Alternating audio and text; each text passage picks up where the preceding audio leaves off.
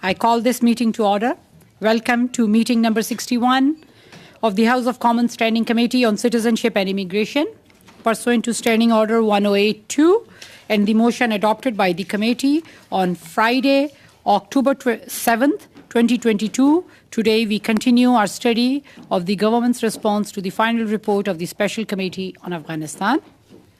Welcome to Honorable Harjeet Sajjan, Minister of International Development, and also the officials to the Standing Committee on Citizenship and Immigration. Welcome, Minister. Thanks a lot for appearing before the committee. Minister is joined by officials from the Department of Foreign Affairs, Trade and Development, Mary Louise Hanan, Director General, South Asia Bureau, Stefan Solovitz, Director General, International Humanitarian Assistance, Christopher Gibbons, Executive Director, Afghanistan, Pakistan, and also Nancy Segal, Deputy Director, Crime and Terrorism Policy Division.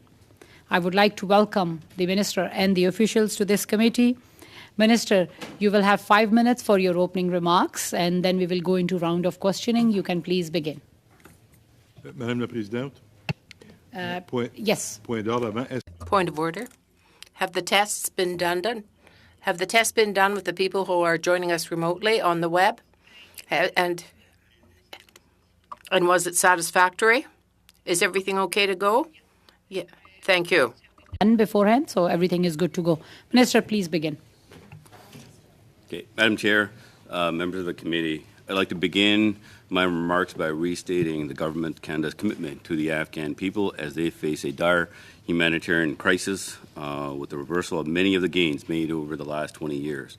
Canada has supported and will continue to support the most vulnerable Afghans, particularly the many women and girls who have experienced the removal of their most basic rights and freedoms.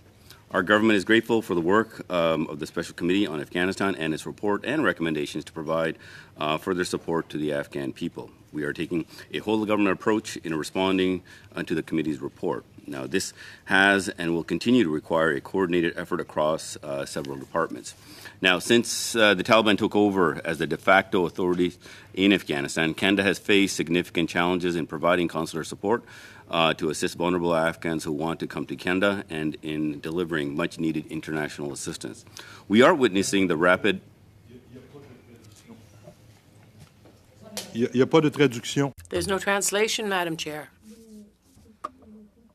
Non, ben, il faudrait recommencer.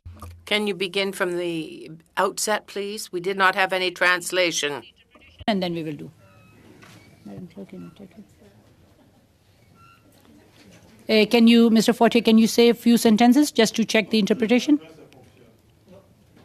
Okay. Okay. Start from the beginning, please. Sorry. I'd like to begin my remarks by restating the Government of Canada's commitment to the Afghan people as they face a dire humanitarian crisis, and with the reversal of many of the gains made over the last 20 years. Now, Canada has supported and will continue to support the most vulnerable Afghans, particularly the many women and girls who have experienced the removal of their most basic rights and freedoms. Our government is grateful for the work of the Special Committee on Afghanistan and its report and recommendations to provide further support to the Afghan people. We are taking a whole-of-government approach in responding to the committee's report. Now, this has and will continue to require a coordinated effort across several departments.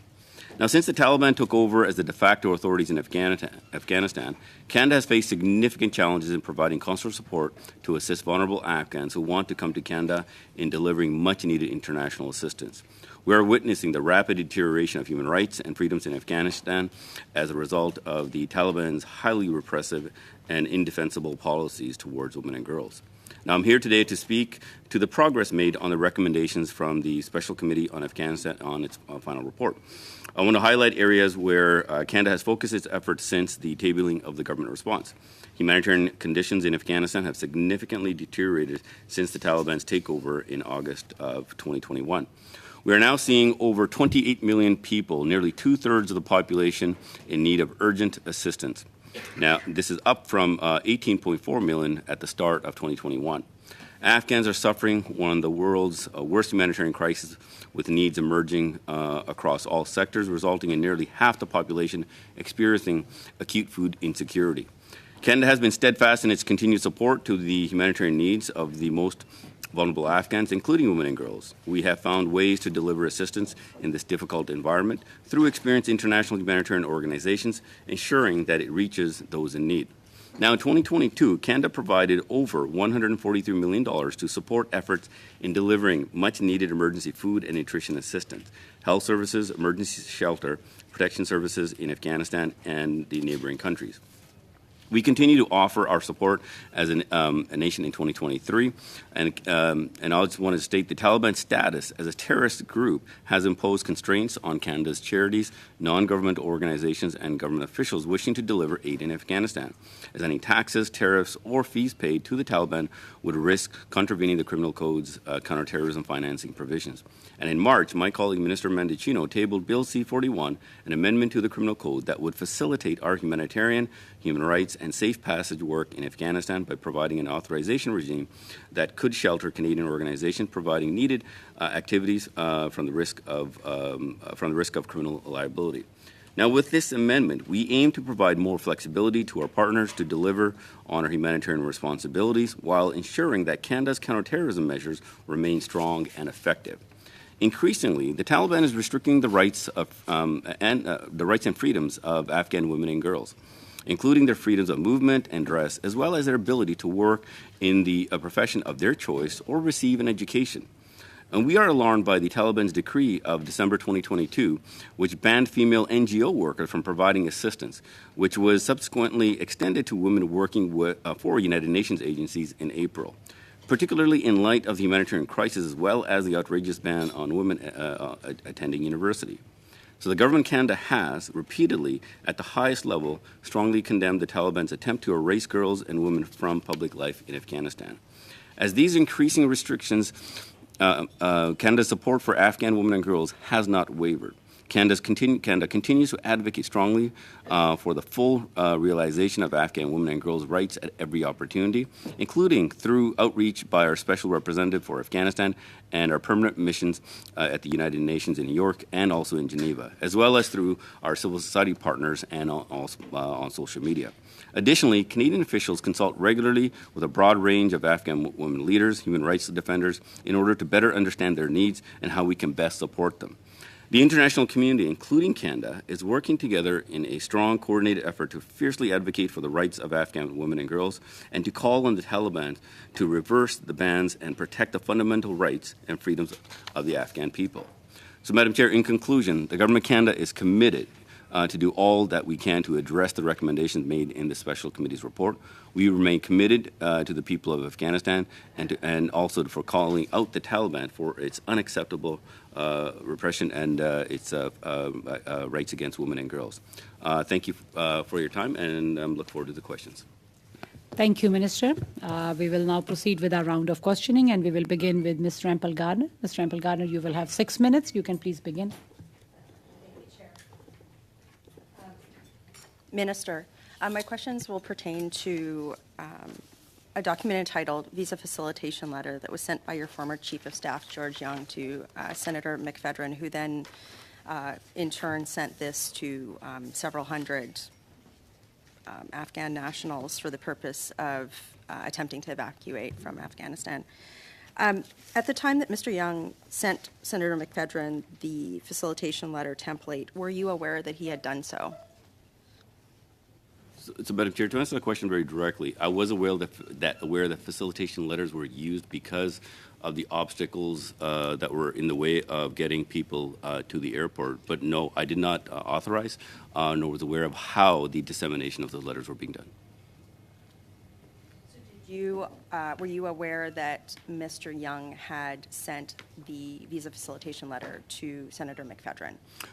So again, for the facilitation letters, because I was very focused on the operations, what was taking place on the ground, as you can imagine, it was a very high-risk operation for troops. So I'm asking specifically about the letter that your Chief of Staff sent to Senator McPhedran. Now, Senator McPhedran claims that you were copied on an email and that you knew. Is that incorrect? I can tell you straight out that when it comes to those facilitation letters, I did not authorize, nor did I authorize anyone. Okay, so I'm not asking about authorizing. I'm asking whether or not you knew that your Chief of Staff had sent that to Senator McPhedran. Those are two separate things. So she claims in testimony here that you knew that you were copied on that email. Is that correct? I can tell you that I'm not aware of how the dissemination or of the So facilitation again, was I want to get to the heart of the matter. Did you know your chief of staff sent the visa facilitation template to Senator McFedrin? I can tell you that I do not know how the facilitation letters, how they were So disseminated, I'll including... take that as a yes, because No. she... So it's a no. So you didn't can't. know. I didn't, as I stated, I do not know how the facilitation letters were disseminated. So how did your chief of... Senator McFedrin said she sent you the template, or she sent... Mr. Young sent her the template, and that you were copied on this. She is going to table that communication with the committee. Can we expect in that communication from Senator McFedrin to see any of your personal email addresses on that? I don't know what's in for example, what's in the emails. I can tell you, don't know that what's in your personal emails. I did not authorize, nor was I authorized on how the dissemination of the facilitations letters were done. But you're not answering the question on if you knew that Mr. Young had sent the template to Senator McFedrin. I do not know how the facilitation letters were disseminated. On what date did you become aware that Mr. Young had sent Senator McFedrin the facilitation letter? As I stated, I wouldn't, because I was so focused on a very intense... Well, you know now, right? So on what date did you become aware? I am not aware of any facilitation letters by my chief of staff and how that was done, because I didn't authorize anything. After you were approached by a Globe and Mail reporter on February 17th, the article is entitled, "Sagen Unclear on Whether Top Advisor Told Him He Was Sharing a Canadian Government Travel Document with a Senator." Did you attempt to contact Mr. Young with regard to this matter? No. When did you become aware that Senator McFedrin had received this facilitation letter from Mr. Young? I was not aware of that. So you have never become aware that there was... I know that facilitation letters... You do realize this does not inspire confidence, right? So if you're saying that as Madam- Minister of Defense, you did not know that your chief of staff was sending template letters to the senator. Well, let me put if I can allow you to put things into context here. The number of days that we were conducting the operations, because I was very focused on the operational side. No, because, Madam Chair, this is important to put this into context because of the focus that I had. Time. Interrupt if you can, the witness be allowed to say, answer the question, he's please. trying to eat my time here. So I'm assuming I'm not going to have more luck on that question than the Globe and Mail reporter did. Do you personally monitor your personal parliamentary email account, otherwise known as the P9s? Yes, I do. Did you monitor that account between August and September 2021? I can tell you that time I was not looking at emails during So you did not monitor your personal email account at that time, between August and September 2021? Madam Chair, if I can answer the whole question. That time, the situation was so dire that we had to stay focused, and the communication at that time was done very quickly. I had no time right now to be looking at emails. I was focused on the briefings, which is... Has Mr. Young faced any consequences for sending the facilitation letter? I understand that he left the employ of various ministers' office at the end of December 2022. Did he face any consequences for sending out the visa facilitation letter to Senator McFedrin? Madam Chair, these are questions that I can't, there's no way for me to answer. I can focus on what I did during that time. The RCMP said that they did not find a viable case in the situation. I can't remember the exact. Did the RCMP ever approach you to question you on this matter, on whether or not you were aware? No. Okay.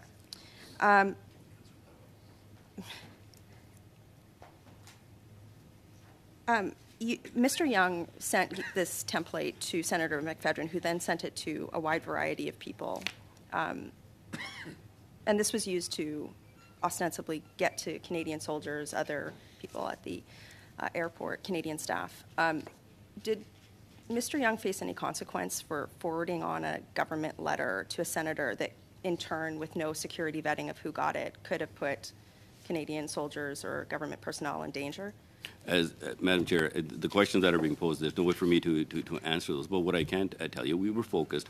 Myself and my department, including my team, were focused on conducting of the operation. Just to finish, you don't know if Senator McFedrin... Sorry for interrupting, Ms. Rempel-Garner. Your time is up.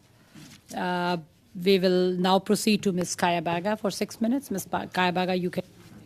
Thank you, Madam Chair. Through you, I'd like to first say hi, Minister. Welcome to our committee.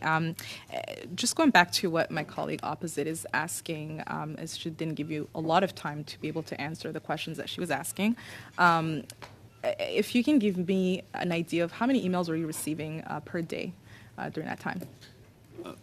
Madam Chair, through you, I'll be honest with you, I don't know. We must have been getting a number of emails, but I did not have time to look at emails. We were focused on, we had a battle rhythm that was battle rhythm, our schedule to manage the operation, focused on, it was being on the phone quite regularly, getting brief updates. I don't remember looking at my emails that often.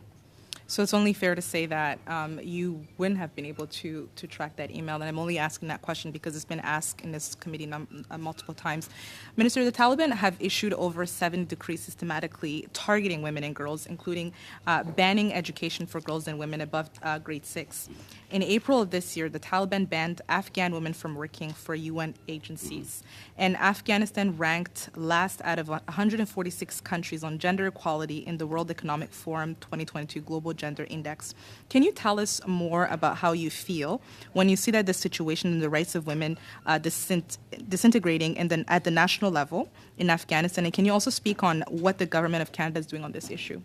Thank you for the question. This has been very alarming, and we have seen over time the degradation of the rights of women and girls. When we were first fighting for the right of women and girls to go to school, as we were trying to deal with this, the other decrees came out that the Taliban did not want women to be involved with humanitarian operations. So we have made we're working with the UN partners. Been in very close touch with Martin Griffiths, who runs UNHCR, coordinating his trips into the region, coordinating our messages, in touch with our special representatives, and also working closely with our partners on what we can do. Some work is seen, but there's a lot of work that's being done behind the scenes in trying to get some movement. We have seen some progress in what we've had reporting in certain portions of the province where communities are not accepting the decree and continue the education of girls, which is good news. However, that is such a small portion, and we're hoping to continue and keep the pressure on the Taliban regime on this. So you've mentioned in your opening remarks that Canada has allocated $143 million in humanitarian assistance to Afghanistan. Can you sort of elaborate more on what specific kind of supports and have been provided through this funding, and what additional steps can be taken with other agencies to develop comprehensive solutions that will address the needs of vulnerable Afghans? So the needs are great right now. There's a significant concern on food security. After the Taliban took over Afghanistan and the winter was setting in, we knew that over the winter that things would be dire. So we put in additional funding immediately of $50 million and have obviously increased it for the last year to up to about over $143 million. So it has focused on the basic necessities of life, medicine as well. But if there are any details, Mary Lou, if you want to, or Stefan, you want to provide any further details of that? To Minister. So thank you for the question. Yes, the government has focused on humanitarian assistance and the basic needs of Afghan individuals. Focus has been on providing blanket food assistance. Minister mentioned that 20 million people are facing food insecurity right now, acute food insecurity. We've also focused on providing ready-to-use therapeutic feeding. This is foods that are delivered by UNICEF that are specifically targeted at helping children cope with malnutrition and try to bring them back from that state. We've also supported health care through the Red Cross movement, particularly focused on supporting women's health care through the system, as well as providing non-food items like blankets and shelter over the course of the winter. Thank you. So we know that delivering humanitarian aid in Afghanistan has been a difficult task due to a different range of challenges, including security risk, constraint, political instability, corruption, and coordination issues. This has been a challenging environment for humanitarian aid delivery. What lessons can you tell us that you've learned from this experience and in delivering aid, and what lessons can be applied to make this process a lot easier in the future? Thank you. Thanks for the question. Indeed, it is a massive challenge for delivering humanitarian assistance. Last year alone, there were 1,400 incidents of interference by the Taliban in humanitarian deliveries. That includes efforts around diverting assistance or identifying beneficiaries that weren't part of the beneficiary role and so on. I think what the demonstrates here is that the system that we have in place and that we support, the international humanitarian system, is effective in monitoring and putting in place accountability mechanisms. And through the monitoring and reporting that they do, can assure us that the assistance is getting to the individuals that need it, and indeed that this can be replicated in other contexts.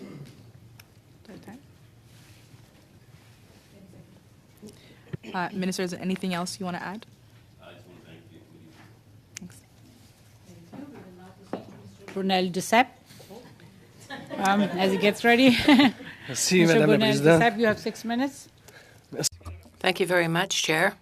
I just have arrived from the Justice Committee, and I'm very happy to be able to speak to my good friend, Minister Sajan. Mr. Minister, recently, in an article in the Globe and Mail, the World Bank talked about the significant purchase of armored vehicles from Qatar. I have learned that it was a key message that had to be given to the Qatari, that is to say that they should be buying armored vehicles from Canada. So what do you say about selling these vehicles to Qatar? Catch the last bit of the interpretation. What is it in your mandate as a minister to sell these vehicles to Qatar? It was working just fine. Just at the last sentence. And it was the then it's best.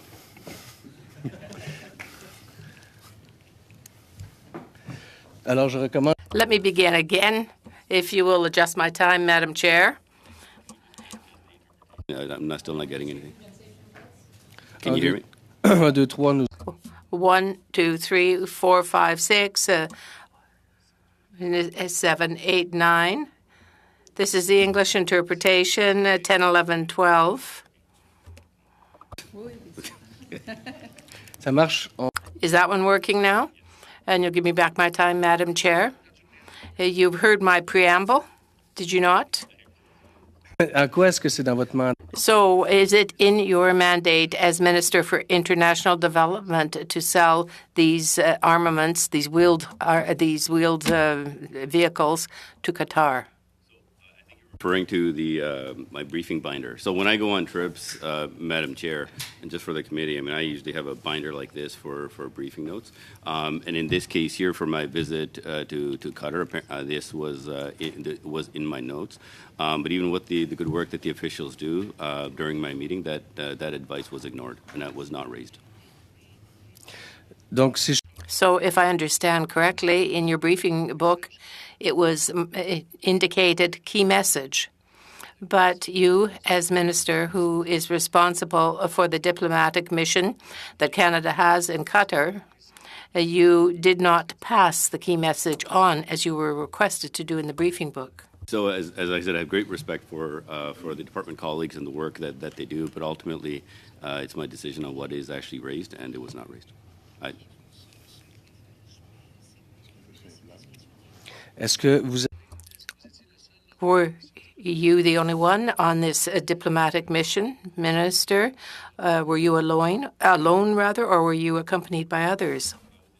On the trip. Mais est-ce qu'il y a du personnel? But was there not any staff participating in the meetings without your being there, with other people who would be responsible for diplomacy in Qatar? All the meetings that were conducted with Okay. me, and I can assure you this, these points were not raised. I still focused on my international development file in that region. Parfait. Merci, ministre. Donc j'en comprends. Perfect. Thank you, Minister. So I am to understand then that when you go on a diplomatic mission and when you are asked to pass a key message on, you don't do so. Perfect. I hate to make that clear. When it comes to the advice and their stuff in there, ultimately we as minister decide on what the points that we want to raise. There's information in the books. There's various reasons. Sometimes I don't get a chance to even dig into them, but ultimately when I'm in the meeting, I decide what points I'm going to raise. And when you come back here, you have to write a mission report. And did you indicate that you did not deliver the key message to Qatar that was in the briefing book? Fortunately, I don't have to write the reports. I have teams there to fill that out. But yes, we do have somebody to do that. Okay, parfait. Okay, thank you. Do you think that it was in the briefing book because of the diplomatic channels that Canada uses to deal with the Taliban go through Qatar? I'll be honest with you. In this case here, when it comes for the Global Affairs Canada, is the three different ministers from Trade, myself, and Foreign Affairs in there. So sometimes there's information that could be for other reasons, but I can assure you for this one here, it was not raised. Okay, merci. Thank you. So it's essential to get aid to Afghanistan, And I've just come, as I said, from the Justice Committee, where it was a matter of C-41, which is of concern for your government. Prime Minister Trudeau is going to the Global Citizens Now Summit in New York.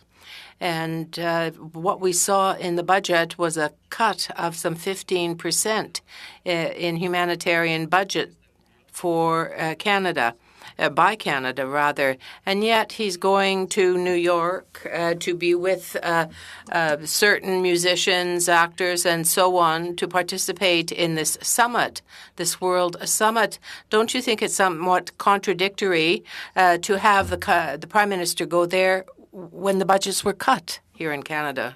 To the budget, I think we can fairly say that our government has significantly increased our international development funding, the work that we have done, and the approach that we take through our feminist international assistance policy. When it comes to this particular budget, no programs are being cut, and at the same time, we have to be mindful that the funding that we did in international development, it's very similar to Canada. We had to increase support during COVID for Canadians, as we had to step up internationally as well. But all the programs that are in place, and I want to also assure you that the work for the international development is not over, and our commitment still remains for increasing funding for international development. À quel niveau présentement? At what level currently is the international development aid at now? What percentage of the gross domestic product does it represent in terms of the Canadian budget? What is the current percentage? I don't have the exact percentage based on the GDP of the officials. If you have, ça serait le fun que le ministre. We can get you then. Can you get it? Yeah, I think it'd be fun. Because I think it's something essential for you, Minister, to know that 0.7% of the GDP is being requested by UN, and yet it's even less where we are now than what Stephen Harper was able to produce. So when you say that the international development budget suffices, and now I can't agree. I think that it's...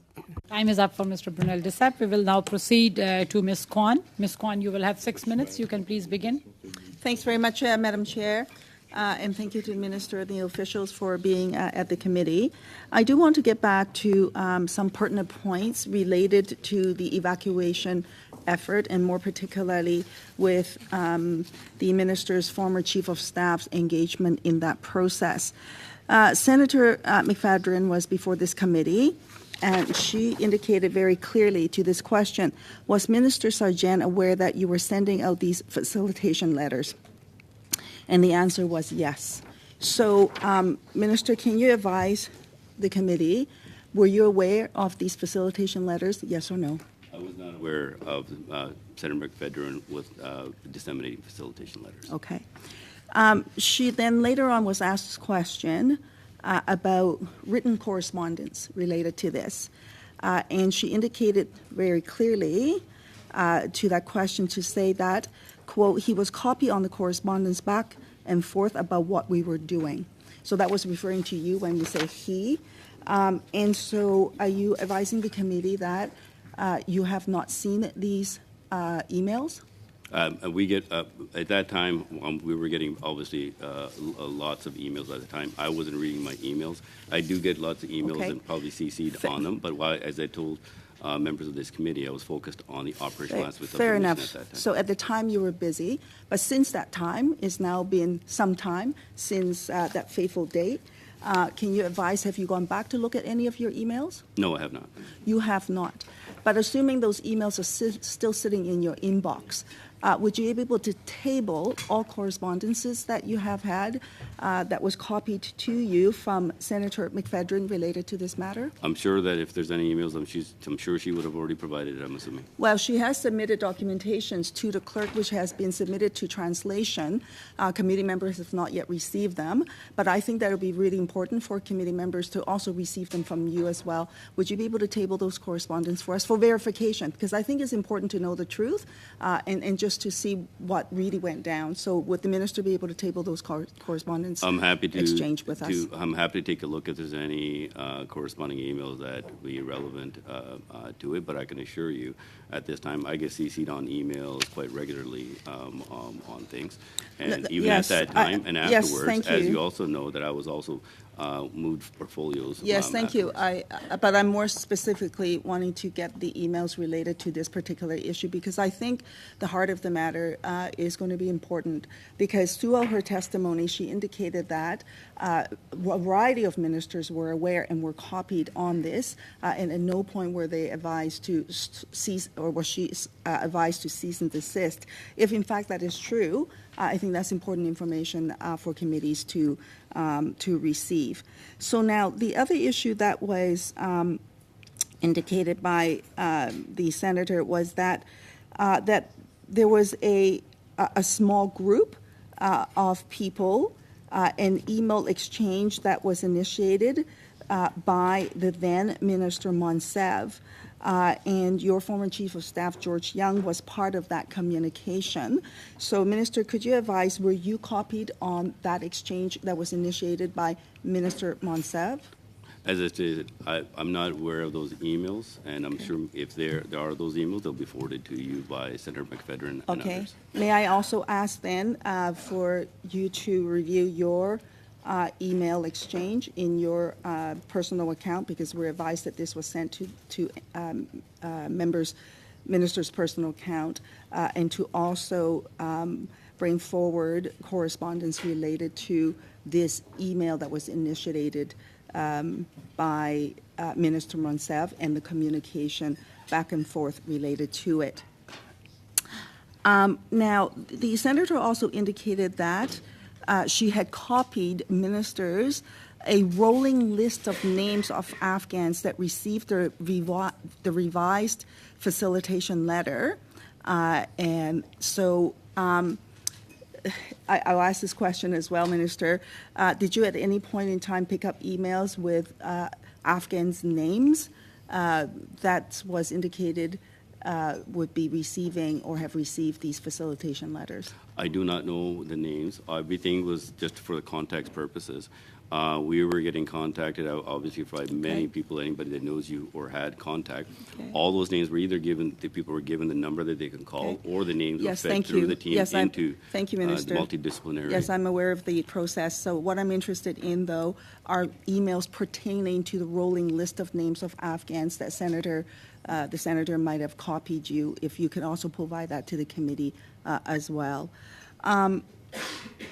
To the question, have you at any point in time had discussions with your former chief of staff related to this evacuation effort being made by the senator? Sorry, repeat that question. Have you at any point in time had discussions with your former chief of staff, George Young, related to the effort of trying to, of the senator trying to get Afghans to safety at any point in time. What time period are you talking about? Like now?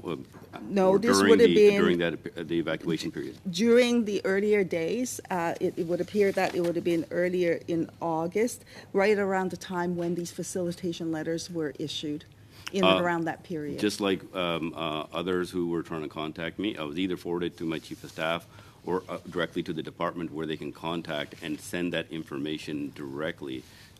Because what I didn't want to do is get bogged down in the whole situation. As I stated, we were extremely busy with just managing the security Okay. because the intelligence. The chief of matters. staff Sorry that you for mentioned, interrupting, that's Ms. George Kwan. Young. Ms. Kwan, time is up. So Your is time George is Young. up. Former chief of staff, yes. Yeah. We will now proceed to Mr. Reddycop for 5 minutes. Mr. Reddycop, you can please begin. Ms. Rampel-Garner will take my time. Thank you, Chair. So, Minister, did Mr. Young ever tell you that he had sent the facilitation letters to Senator McFedrin? No.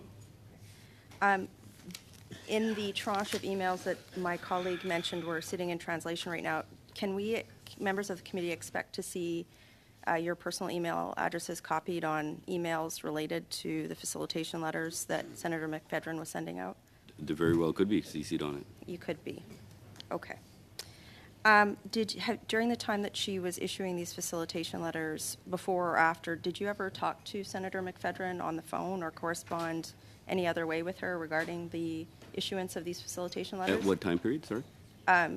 Either before, during, or after. Like she in front of committee here, she has claimed that you spoke on the phone with her about this. Is that correct? Yes, during that time, she did call, contact me regarding people that needed evacuated, and that's when I put her in touch with my team, so that any information somebody had, names that need to be provided, it goes into the system so they can be triaged properly. Were other parliamentarians allowed to triage? No, before you said making an assumption there, I want to make it very clear. There was an interdepartmental team doing this. I'm talking about the official channels of where those names were supposed to go, Okay. who was actually supposed to do that. It wasn't. What we were trying to avoid was people contacting defense. We wanted to stay focused on the operation. We were Sure. trying to push them directly to the right people where that work needed to be done. Given that, would it be fair to say that if people had your phone number, they had a better chance of getting names on that list? I can assure you, having my phone number did not make any determination of who's going to be. I think it did, because George Young sure sent her something. Okay. Do you believe that Mr. Young should appear before this committee to set the record straight on this matter? I'm not here to speak on behalf of my former chief. I'm asking you as a Minister of the Crown, do you believe that somebody who sent a facilitation letter to a senator to send out, do you believe, as a Minister of the Crown, that he should appear before this committee? That's not for me to decide.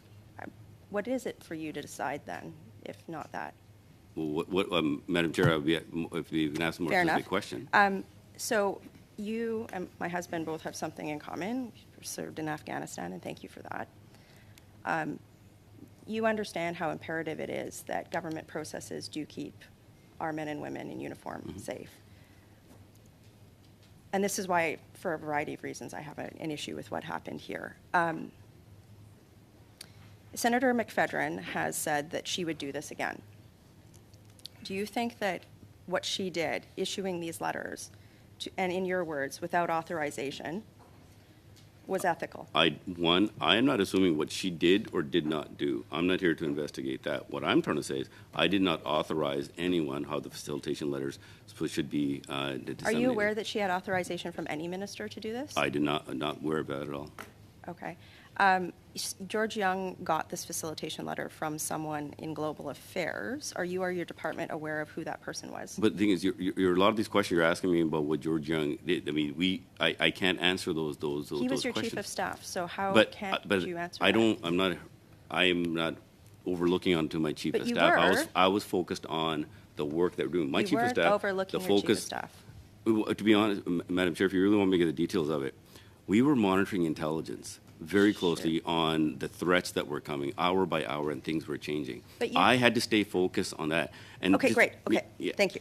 So, but what you've said in testimony, just in this interchange, is that people were phoning you about people who needed to be evacuated, and you had directed them to your chief of staff. Was that a special process for getting people on a list for evacuation? No, what this is if instead of me taking up time of having conversations so that the information of which phone number to give, what the process is, who they need to contact to provide names, that's what my team was doing, so that it can go into. What we were trying to avoid was people trying to contact us in national defense thinking that we're actually making the decisions.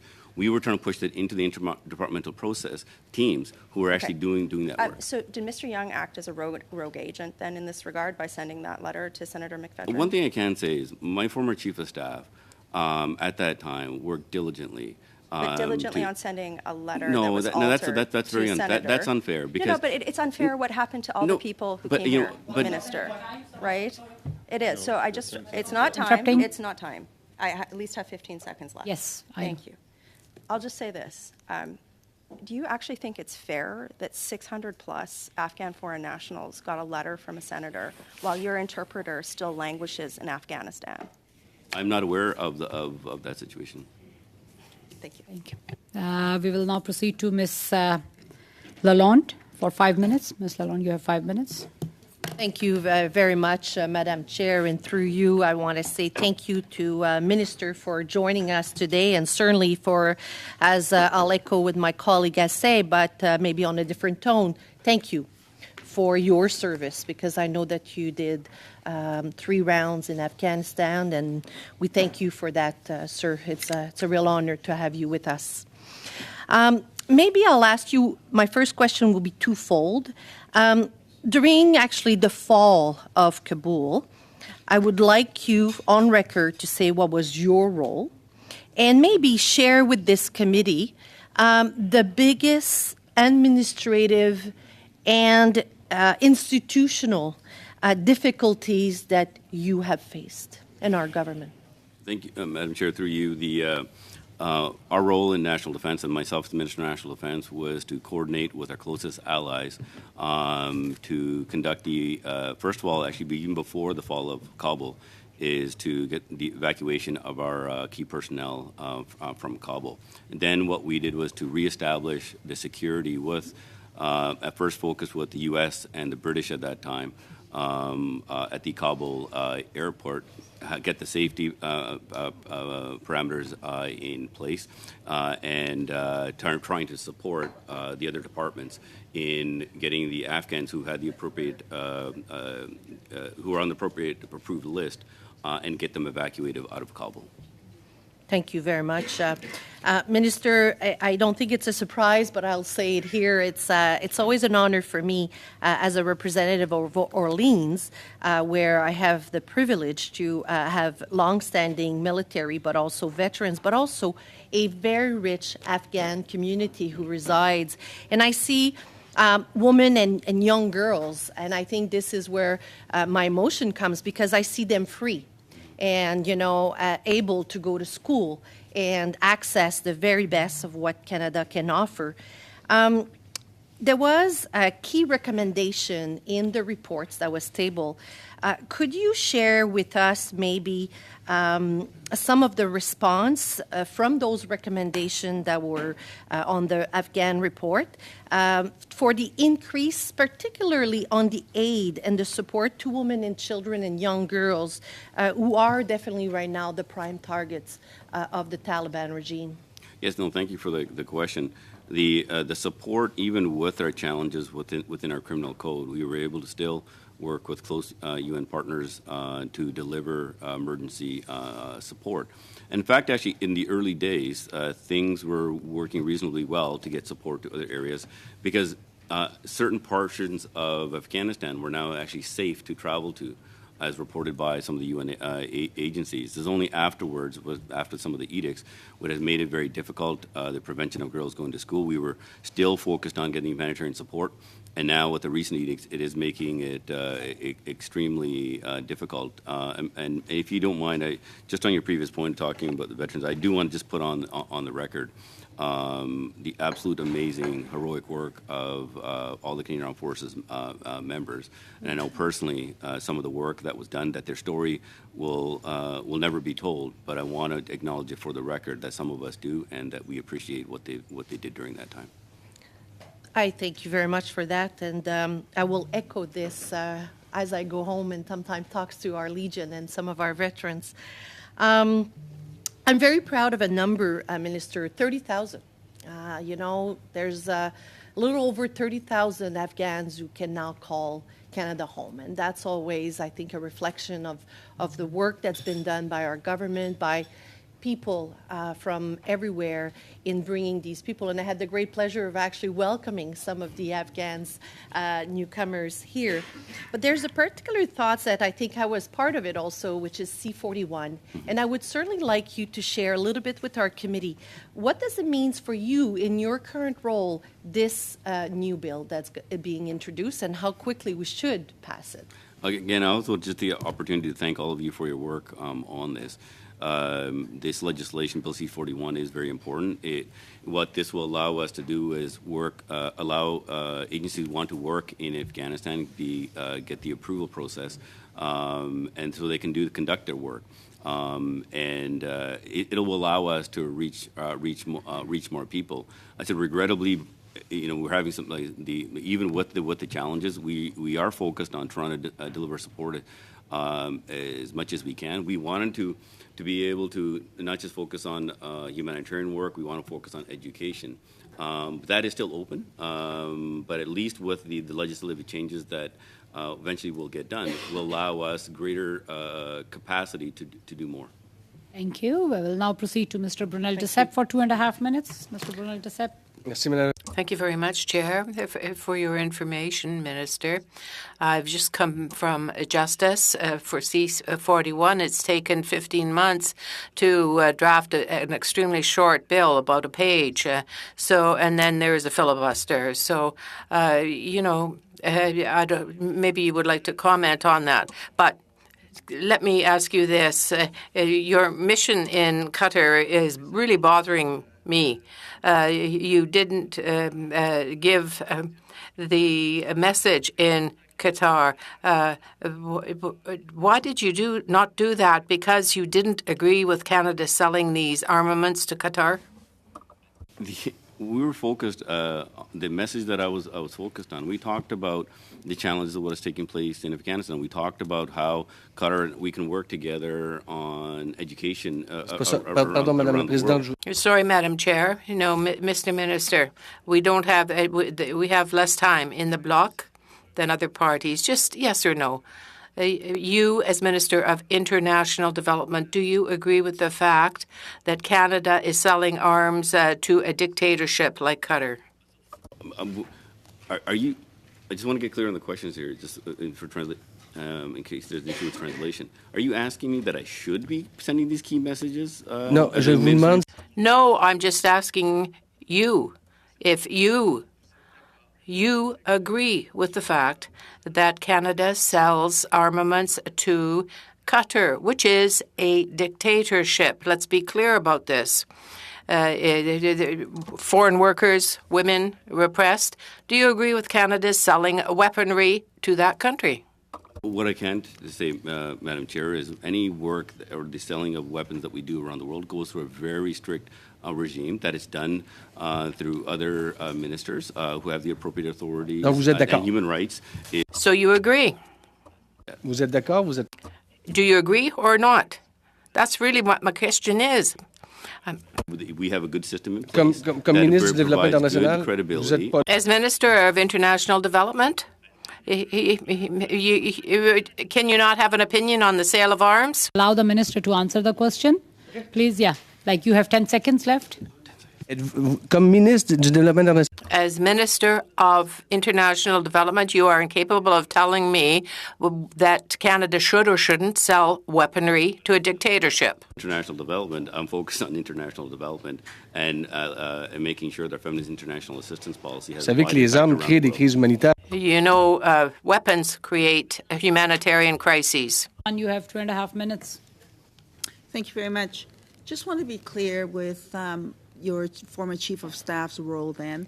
Minister, you indicated that you were busy during that time with other business, and so you then asked your chief of staff to take care of inquiries from others about wanting to help bring Afghans to safety. Is that correct? So just want to, my chief of staff's role was the work that I'm doing. He's executing that as well. For example, coordinating the work that we needed done. Because I had so many people calling. Sorry, Minister, I only have 2.5 minutes, so I'm just going to have to cut you off here. Ms. Kwan, if you can allow the Minister to answer the question. On the process of what you instructed your chief of staff. So he was asked to then look into inquiries for people who want to get to safety from Afghanistan, and then to provide them with the information of what the proper process is following the government process of the emails and the contact information that the government has put on the public record. Is that correct? So what the process was, because I was getting these phone calls. Sorry, no, Minister. Madam Chair, if I can, I don't know if you understand my question. My question Ms. Kwan, if is you can not allow. about what the Sorry for process interrupting. was, but rather what your instructions were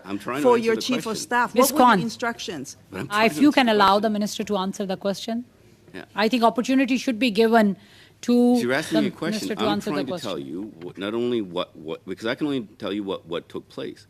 And we were trying to get, because we were getting a lot of inquiries, trying to get the information, trying to kind of get the people who had possibly legitimate concerns to make sure that they had the appropriate phone number or the right people to contact so that we didn't miss anybody. And so that's what some of my chief of staff's main work was not that. It was just to make sure that if somebody had something, whether you're a senator or anybody who had potentially that needed to have somebody out, we didn't want to lose that opportunity. My direction was, if there's somebody has a name that needs to go and gets triaged by the appropriate decision makers who are looking at it, and that it was not our department. We wanted to make sure that the information could be provided to them so that the names can go in the right place. So that they were then referred to IRCC or to GAC or another ministry. Is that correct? So keep in mind, there was an interdepartmental team that was working at that time. So it wasn't that it was getting we're trying to immediately send that information to the right people so that that information could be triaged by the right folks. We will now proceed to Mr. Reddycop for 5 minutes and then end this panel with Mr. Ali for 5 minutes. Thank you, Madam Chair, and thank you, Minister. You had mentioned that you did talk on the phone with Senator McFedrin. How many times did you talk with her on the phone? Right now, I do remember one. There might have been a second time. Okay. And were there any other MPs or senators who called you that you spoke about this issue? I was in touch with many different people at that time. Most of the time, I was talking to obviously my colleagues who were part of the operation, from Minister of Immigration, Minister of Foreign Affairs. So did any MPs or senators call you to talk about facilitation letters? Sorry? Did any call you to talk specifically about facilitation letters? No, we weren't talking about facilitation letters. I'm only focused on people saying either trying to get information on who they need to call or where they can provide names to for people that they knew in country.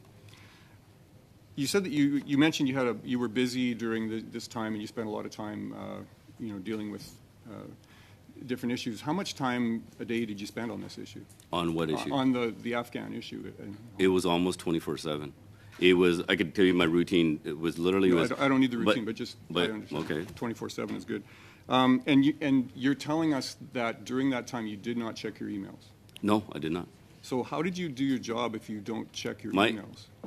So to be honest with you, when you're running an operation like that, so you don't have time to check your emails. I'm focused on, we were on a very strict, what we call a battle rhythm, of briefings, from phone calls, secure phone calls, to making sure that the intelligence that is coming were up to date in the appropriate decisions. So emails didn't factor into what you were doing?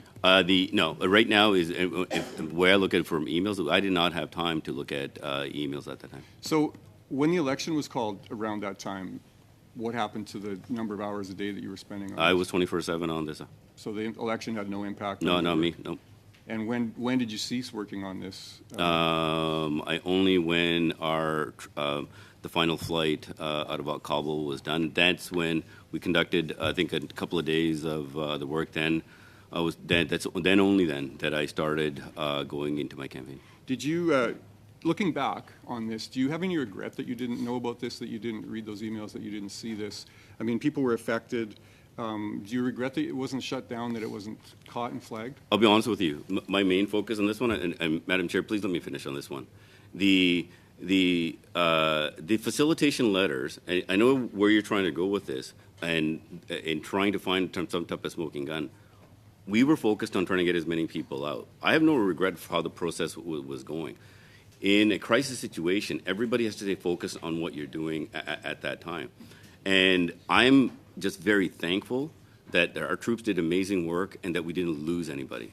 Yeah. Sadly, some of our allies did. So I have no regret on what was taking place and what our actions were in defense and what we were doing. So I wish that we could have gotten more people out. So if you're faced with one of these 600 people who are impacted, you just say to them, "I have no regrets." No, that is not the case. And if Madam Chair, if the member knew of the personal impact that it also has on us and the connection that we have, how everything for us has even greater meaning on the work that we were doing. And even to this day, our work did not finish when the final plane left, trying to help more people come out. And many families that we knew that could not get out, we still were working, and I know personally how we helped get families out from Pakistan, and we continue to have discussions with our allies. Minister, this is my time. If I might ask, if you were aware that your current Chief of Staff, for example, told a random member of Parliament, such as myself, that I could issue paperwork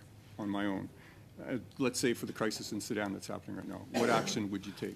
I'm not here to. I can't answer hypothetical questions here.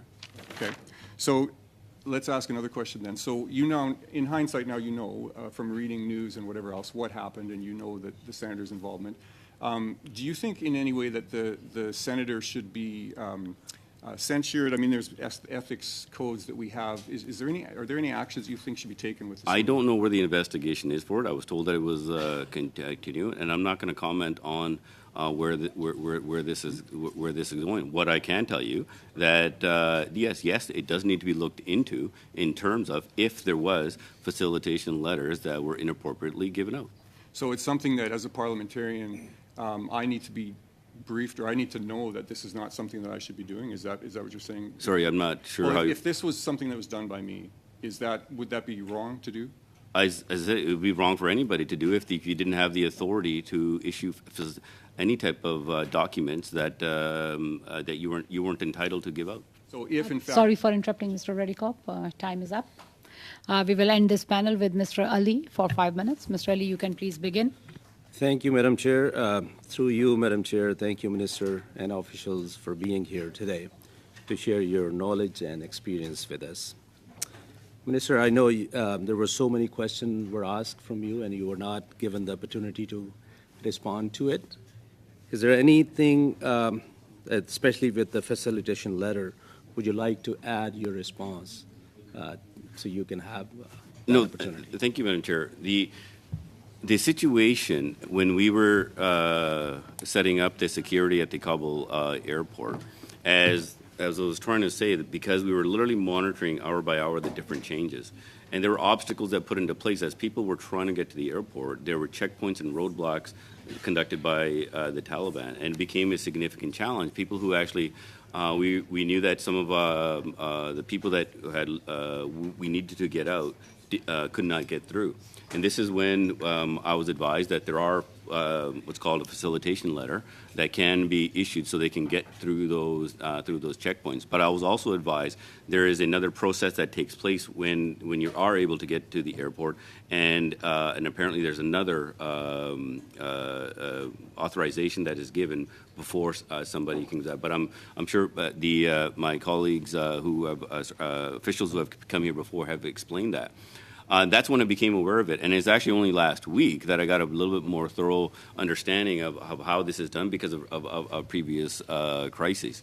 And the work that was done on the ground, and even to this day, I'm just very thankful that we did not lose any troops because the amount of risk that was taken by our folks to get the Afghans out, and more importantly, the Afghans that we got out, we were bringing them straight to Canada and not leaving them in a third country. Thank you, Minister, for your service. And Minister, we committed to resettle at least 40,000 Afghans, and we have welcomed more than 30,000 already. In fact, I have had the privilege of meeting several airplanes bringing Afghans newcomers to Canada. Given your military experience with three tours in Afghanistan, can you tell us which group of Afghans should we be most concerned about resettling in Canada? I think for resettling in Canada, what I can tell you is the message that some of the folks that are in Afghanistan now and the fear that they're facing, that's what still obviously concerns me the most. I wish there was a more expedient way to get more of some of the people that were still trying to get out. I'm also thankful that some of them found other ways to get out, and then we found ways to bring them over here.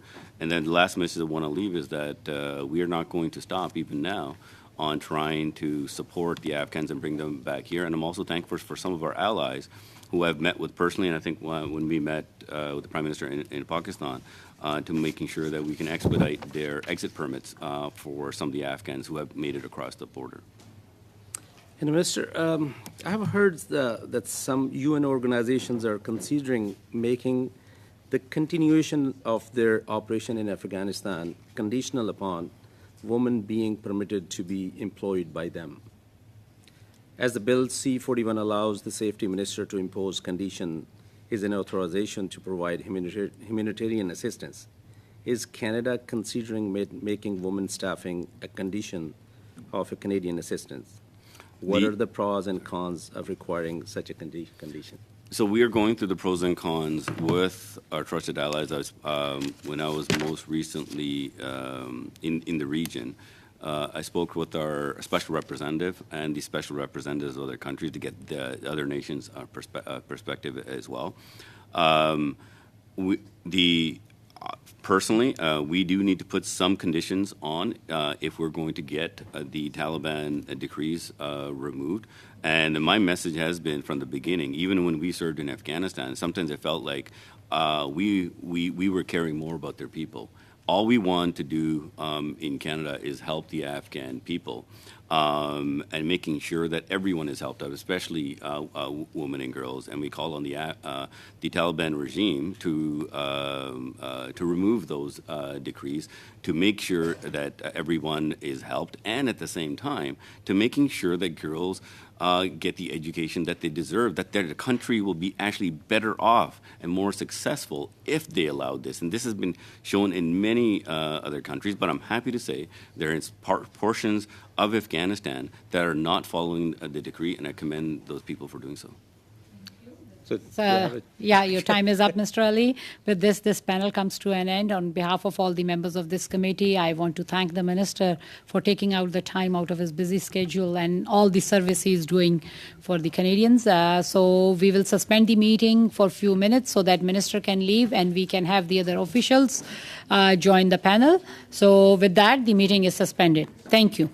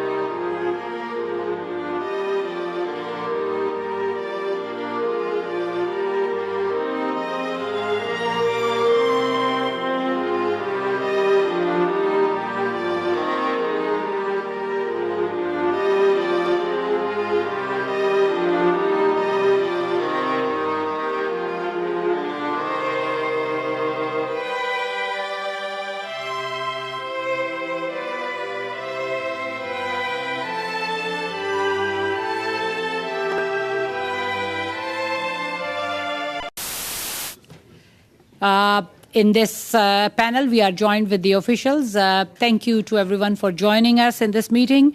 We will straight away go into our round of questioning, and we will begin with Ms. Rempel Garner for 6 minutes. Ms. Rempel Garner, you can please begin. Thank you so much, Madam Speaker. I'll just start with a general question about some of the topics that we were talking about here. Is anyone at the table here? Are any of you, do you have any understanding or knowledge of what was happening with Senator McFedrin and the facilitation letters? Have you been privy to any internal investigation or?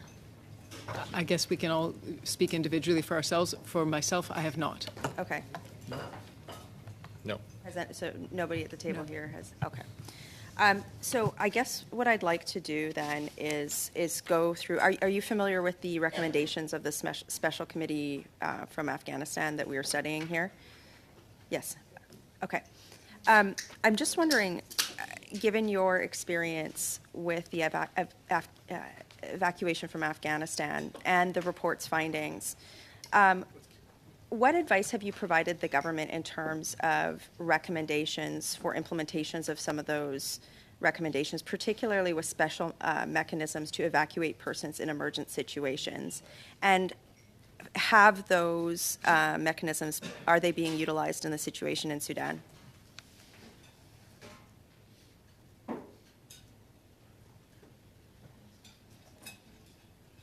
We're running out of time, so if someone could take the mic, that would be great. Madam Chair, happy to point the committee to the response about what we do in this sort of emergency situation when there is a crisis underway, as a matter of course.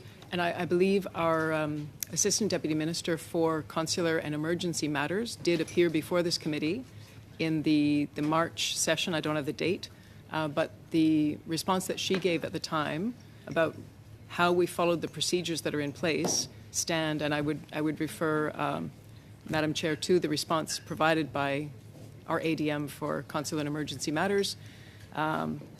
Those procedures are certainly in place now, and our Emergency Watch and Response Centre is being staffed by qualified professionals plus a number of volunteers from across the department who are responding to the crisis at hand. Thank you. In the Toronto Star on April 23rd, there was a line in an article regarding the evacuation from Sudan, and it noted that U.S. Special Forces evacuated 6 Canadian diplomats. Is that correct? Madam Chair, I am not working in the consular emergency area, so I cannot confirm the accuracy of a Toronto Star article reporting on what happened. It was more of a setup question context question for my next one, which is how much, like, if you had to look at an overall percentage or some other measure of capacity, how much is Canada reliant on peer nations for military capacity to assist in evacuations in situations such as Afghanistan or as we're seeing in Sudan? Madam Chair, I'll just offer the observation that military capacity is only one aspect of the response to an emergency evacuation situation. It is not only military capacity that we bring to bear, but there's an awful lot of diplomacy involved in negotiating with host nations, partner nations, partners on the ground to ensure safe passage for people, because in the case of an emergency situation, it's unpredictable, and people will find their own ways to cross borders, and they may be unsafe, and we never recommend for Canadians to put themselves in harm's way. But we try to help at every stage along, and the military response is only one aspect. So I understand that diplomacy plays part of it, but in terms of the actual physical act of removing people from the country, that requires resources like aircraft or securing an airfield, which does require military capacity, and that's the intersection point, of course, with your diplomatic efforts. How much right now, in terms of diplomacy, particularly in learnings from Afghanistan, how much is Canada relying on other peer nations' military capacity to physically evacuate persons, even based on your diplomatic efforts? Like, how much of our diplomatic efforts right now are also being spent on persuading peer nations to use their military capacity to evacuate Canadian citizens?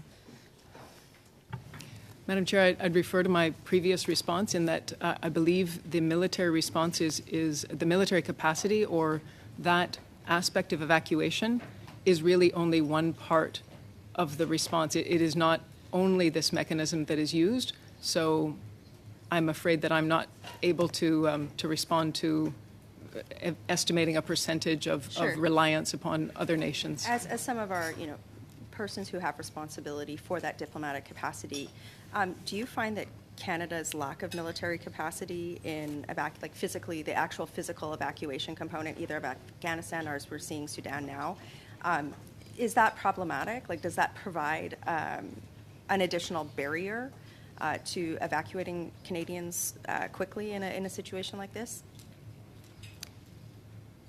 Madam Chair, I would. Again, it's very difficult to comment on aspects of the situation that are not under the mandate of Global Affairs Canada. Okay, I'll ask a different way. Sorry for interrupting, Ms. Rempel-Garner. Your time is up. I thought I had 30 seconds left. 6 minutes and 8 seconds. Okay, thank you. Great. We will now proceed to Mr. Dhaliwal. Mr. Dhaliwal, you will have 6 minutes. You can please begin. Thank you, Madam Chair. I would love to welcome the officials to this committee meeting.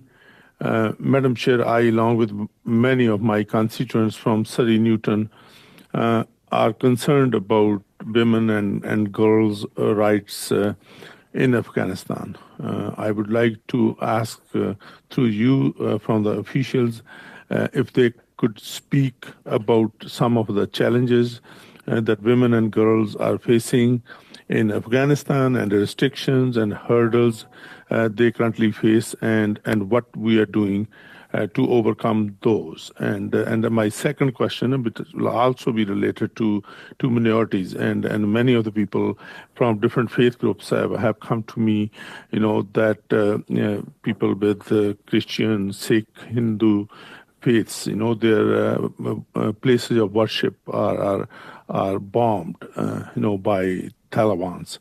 And I would also like to see their comments in regards to minority rights to those situations, and also, when it comes to not only the ethnicity, but also the sexual orientation.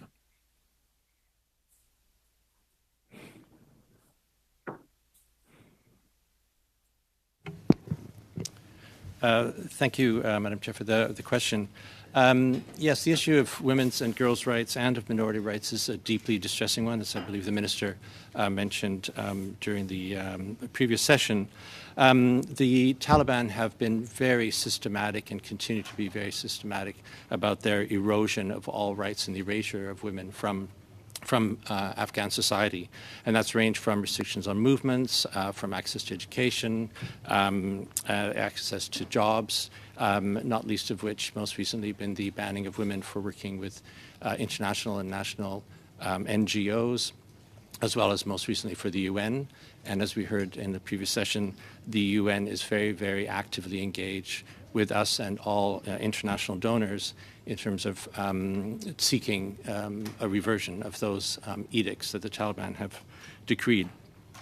It is an extremely challenging environment, and it's very difficult to say where that's going to take us. But the engagement remains very, very committed and focused on those rights. At the same time, there's also a real acknowledgement of these fundamental basic humanitarian needs and the need for those to be seen to or addressed to the best of our ability regardless. In terms of the minority rights, the Taliban have not followed through on their commitments on that front either. The most egregious attacks on minorities have been conducted by other terrorist organizations, most notably the Islamic State. And the Taliban is not doing a terribly good job at containing the Islamic State or other terrorist organizations. So those communities also remain vulnerable. Perhaps I'll stop there. Thank you.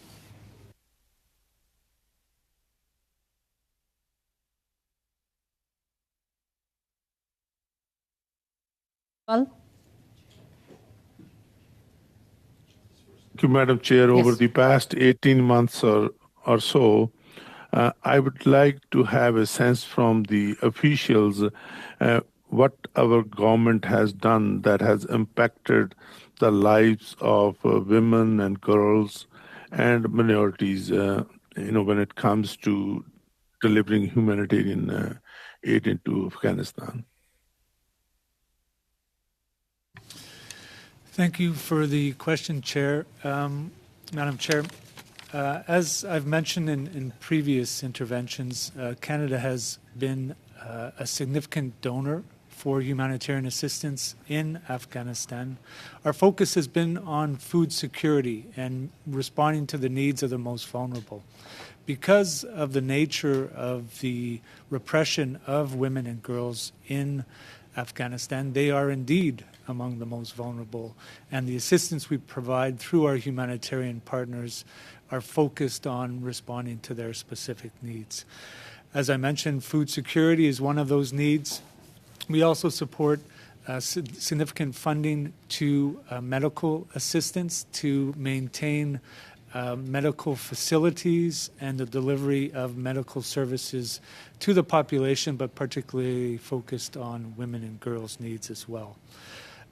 In addition, we have significant programming in place where we procure internationally therapeutic food for children and who are facing malnutrition. Again, amongst the most vulnerable families in Afghanistan, they face incredible challenges in maintaining the nutrition of their children.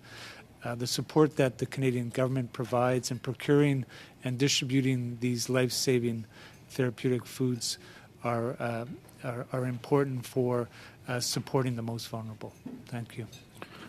Madam Chair, what other work the department is doing coordinating with some of the other countries? I would also like to know that as well.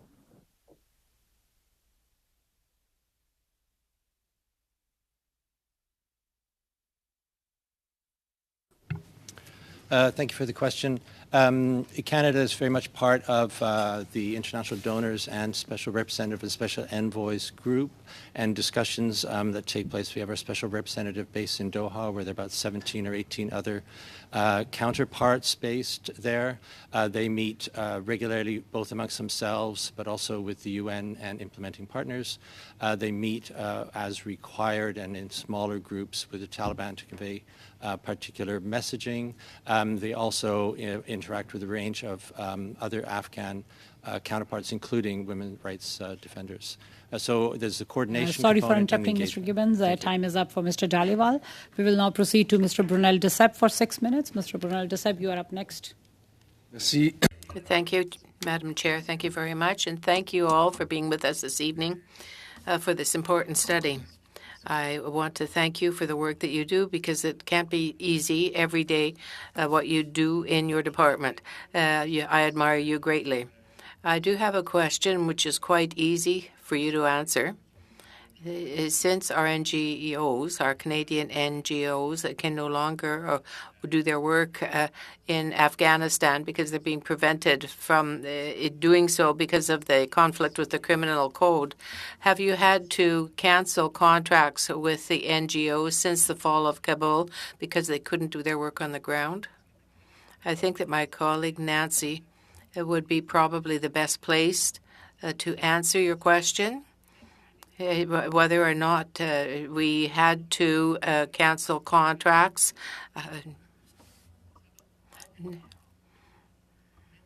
Thank you very much for your question. I think that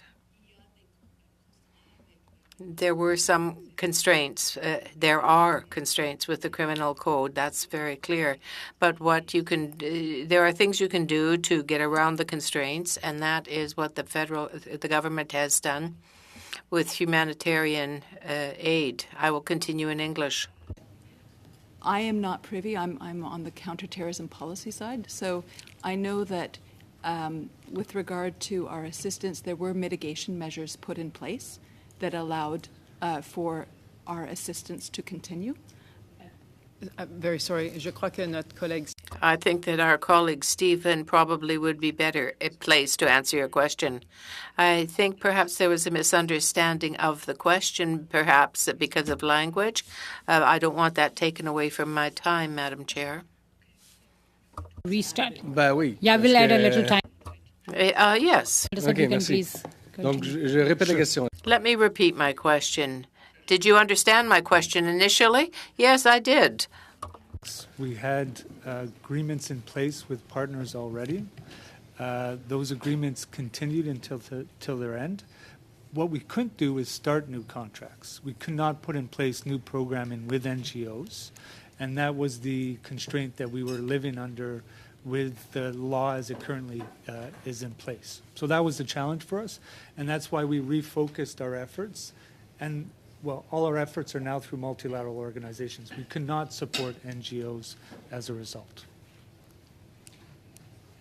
So we did not cancel, but we could not start new programming. Oui, parfait, c'est ça. Okay. Okay. The translation is still ongoing, so thank you for your answer. There was no cancellation of contracts, but there were no new contracts further to the fall of Afghanistan. You mentioned to my friend Souk with respect to women and girls on the ground. There are also religious minorities in Afghanistan that have been visited by the Taliban. I'm thinking about the Hazara in particular. Can you tell me what the situation for the Hazara is currently and what your government could do to help those persons? Merci beaucoup pour la question. Thank you for your question. I would just like to say this, that the Hazara have been particularly targeted by the ISIS, by the IS. So it is a matter of some difficulty in communicating with that group. But the community is subject to the Islamic State that was attacking them rather than the Taliban.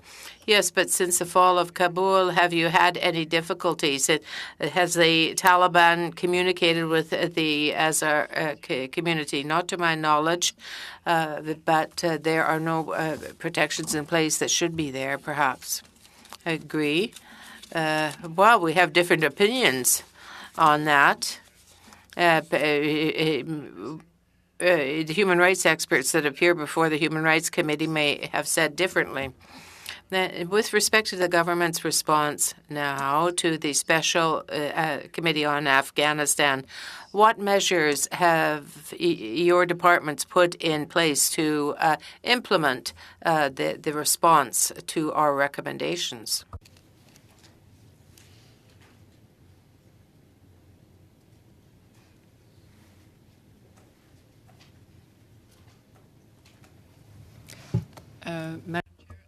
I'll take this question and answer in English. The government response included 37 responses to the recommendations made in this report, 20 of which went to my colleagues at IRCC, 14 to Global Affairs Canada, and 3 with Justice or Public Safety Canada as the lead.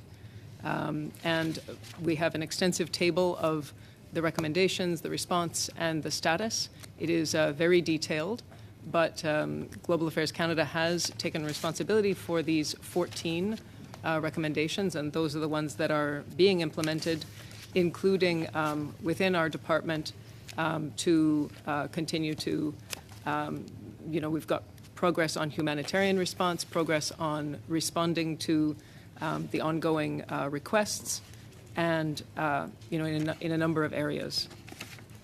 And Merci. Thank you.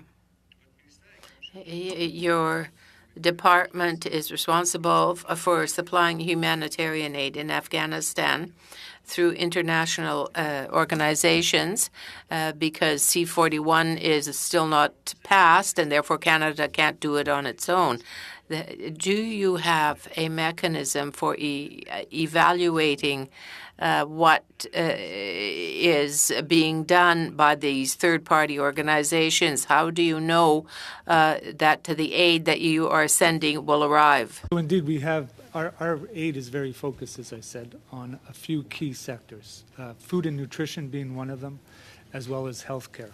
We work with just a small number of partners. They report back to us on a regular basis, annual reports, but also we're in touch with them regularly through their headquarters or at the field level to receive indications of how they're using our support. Remembering our support, Canadian support is sorry for interrupting. Time is up for Mr. Brunel Duceppe. We gave some extra minute. We will now move to Ms. Kwan. Ms. Kwan, you can please begin. Thank you very much, Madam Chair, and thank you to the officials. On the issue around Afghanistan, one of the issues, of course, is to bring Afghans who served Canada to safety and their loved ones. The government did bring in a special immigration measure. However, for all intents and purposes, the number that has been established is now full up. But there remains many Afghans who served Canada and their loved ones who's not going to have the applications processed. They actually will not be able to get a file number. And so given that the minister has indicated at the beginning of today's meeting that he supported all 37 recommendations from the Afghan Special Committee on Afghanistan. And part of those recommendations was to call for the government to bring those who served Canada and their loved ones to Canada safely. So has the officials engaged in any discussion at all with the minister around ensuring that those individuals have an opportunity to get to safety? And so therefore the 40,000 limit and the quota that's been established for that special immigration measure needs to be lifted.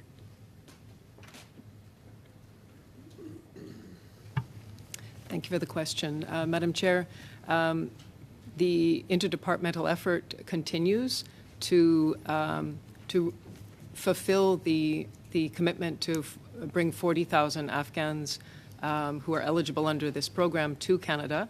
And as you know, recently having reached 30,000, that's an important milestone. Efforts continue to make the continued passage to Canada possible for those who are already outside of Afghanistan. For those who remain in Afghanistan, the questions are much more complex, and I believe the efforts will continue to reach the goals first before any discussion takes place about surpassing and going beyond the goals the commitments that have already been made. Thank you. I can tell the officials that currently, and perhaps the officials are aware, that there's a court case right now challenging the government, and this is for 24 former employees of a law firm that were individuals who were retained by the embassy, and one of them is a guard employed by the embassy. They are now in hiding, fearful for their lives. But their application, first, by the way, in the Afghan Special Committee on Afghanistan, it appeared that those files were lost. Even the government can't seem to find them. D&D couldn't locate them. D&D actually had them and submitted them to immigration, and immigration never actually got them. And anyway, it was a long and arduous process. That said, so there's one cluster of people that are like that. There are others, by the way, including I know of an individual that served a minister and his brother is stranded abroad, as an example. This can't be the approach that will carry on business as usual, as though those people's lives don't matter, having risked their lives to serve Canada. So is it the case then that all discussions around this intergovernmental table is just zero in on the quota that has been set? Has there been any discussion on how the quota came about? How did people come up with the 40,000? How did they set the quota for how many family members and individuals who served Canada? Thank you for the question. Madam Chair, I obviously cannot comment on a matter that is before the courts in a legal challenge right now, and in accordance with the decision-making process, I will not comment also on the way that the determination was made to set targets. It is our job as officials to carry out the decisions of the government, and that's what everyone is working very hard to complete and to do that. And amidst very significant challenges. Thank you. Fair enough, that is not officials' authority to set the quota. I fully understand that. But I do hope that, though, that officials engage in a discussion about what happens to the people who's been left behind. I get it that the situation is challenging as well, but nowhere near as challenging for the people whose lives hang in the balance of Canada making good on their duty to care and to bring those who serve Canada to safety. I hope that discussion is taking place amongst officials and perhaps advice to the government for consideration in terms of Canada living up to our responsibility to those individuals and their families. Similarly, in a situation related, and some of these issues come up, we now have a crisis going on in Sudan as well. And we know that in the effort that's been taking place, the priority for the government is to take Canadians out into safety, but those who that are locally hired and served the Canadian government, again, are at the back of the bus. Are there any discussions amongst officials about those individuals and what effort is being made to bring them to safety? Madam Chair, I am afraid that for the ongoing situation that we're living through at the moment is not something that I can comment on, and I believe is not the subject of our discussion today. Thank you. We'll now proceed to Mr. Redekop for 5 minutes. Mr. Redekop, you can please go ahead. Thank you, Madam Chair. Thank you guys for coming today. It's been nearly a year since the Special Committee in Afghanistan released its report on the humanitarian crisis in Afghanistan. Many of the recommendations suggested that the government review how it reacts to international crisis, present maybe a whole-of-government approach, working together to surge resources, etc. We've all seen this. In fact, the government's response to recommendation 1 said that most of the government departments involved have undertaken reviews. So, Ms. Hanan, did your department undertake a review based on the results in Afghanistan?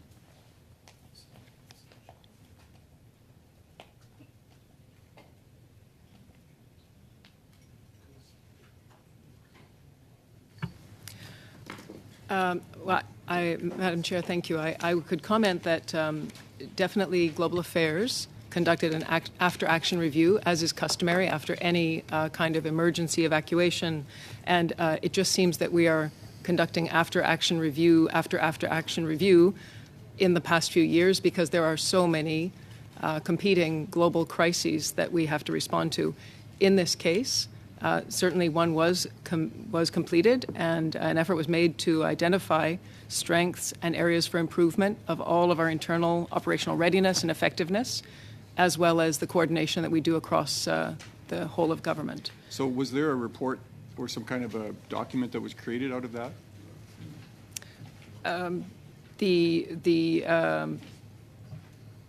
The emergency management program does create a report for internal use, yeah. So is that something that could be provided to the committee?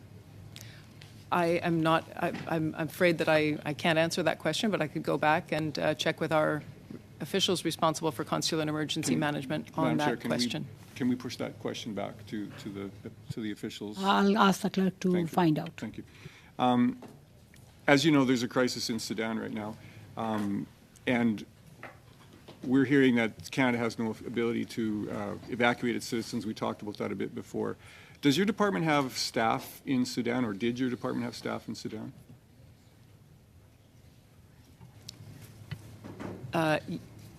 Madam Chair, the question is, did our department have staff in Sudan?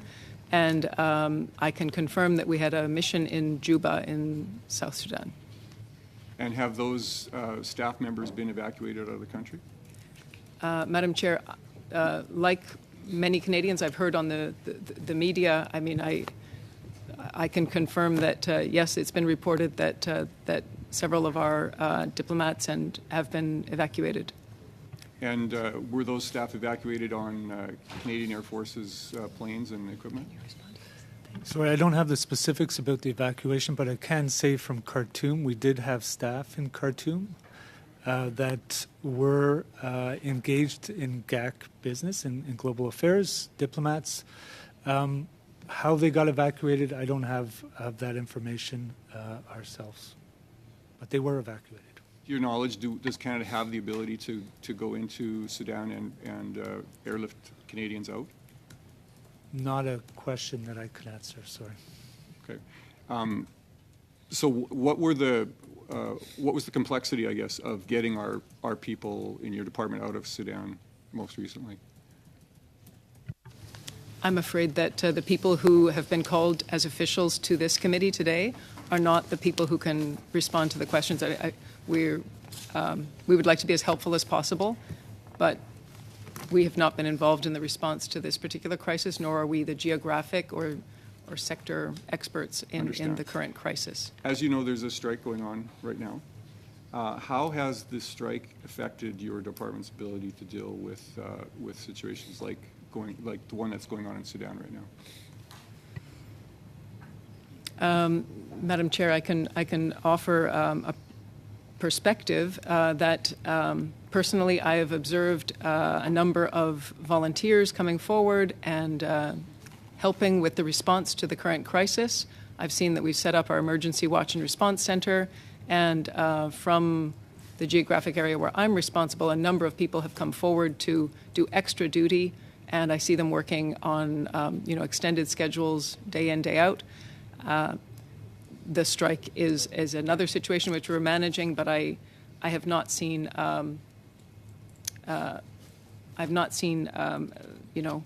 severe impacts on our ability to respond from the strike. Thank you, Madam Chair.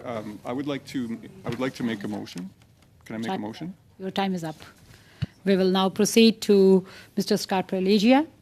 You have 5 minutes. You can please begin. Bonjour.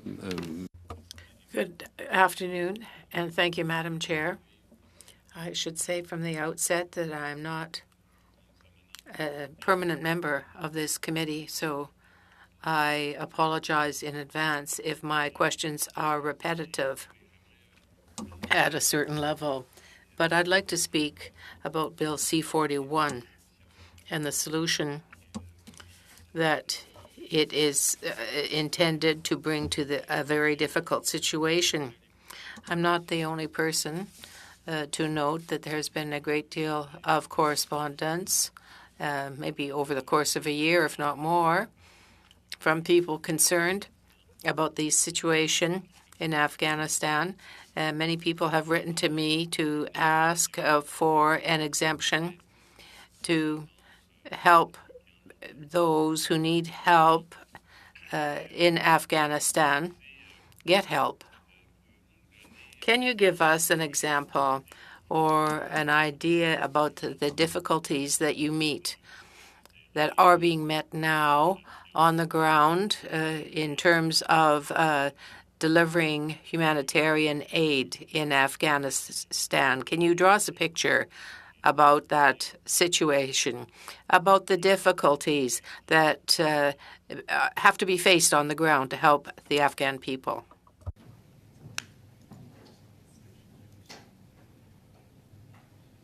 Sure. Thank you. Thank you for your question, Madam Chair. Indeed, Afghanistan is a challenging environment to operate in for our humanitarian partners. As already described, the government or the de facto authorities in Afghanistan have imposed a number of restrictions on partners, NGO partners initially, and now extended that to the UN to disallow female workers to deliver humanitarian assistance. This has a severe impact on the ability of partners, particularly because many of the services that are delivered are focused on women and girls. And the ability to reach women and girls without having women in the workforce is of course, a major challenge. The challenges extend beyond just these mere bans, however, to interference by the de facto authorities on the ability of our partners to work. De facto authorities are putting in place different measures to restrict or interfere with the work of our partners. In many cases, that could be at a very local level, beyond that broad level ban that I discussed already. At the local level, officials sometimes interfere in terms of identifying beneficiaries, wanting to privilege certain groups within their communities and so on. And that creates significant problems for our partners to continue to deliver. I think the positive part about this, though, is that our partners have systems in place to report on those kind of those measures, those interference, elements of interference, and they do put a stop to delivery of assistance in those cases until the situation is resolved. But it is a very challenging context, one of the more difficult contexts to work in for humanitarian partners. I find your answer very interesting because the impression that we have right now is that there is very little aid. There's no aid entering the country. If C-41 could provide that exemption, how would it improve the situation? You have just described the situation, which is one where the Taliban is prohibiting the entry of humanitarian aid. So it's not just that we are trying to deliver aid. The fact is that the aid is being prohibited from entering. So can you describe how this bill will help if it provides the exemption? Thank you. Madam Chair, so just to be clear, there's interference at the local level. Aid is coming in. And indeed, last year, with Canada's assistance, the broader donor community provided food aid to 26 million people. So food aid is coming in. Broader assistance is happening. There is a challenging operating context at the local level, and our partners deal with that on a regular basis. But they are successful in responding. Where's C-41? Sorry for interrupting. Time is up for Mr. Scarpellegia. We will now proceed to Mr. Brunel de Sepp. You can please begin. Thank you, Madam Chair. Okay.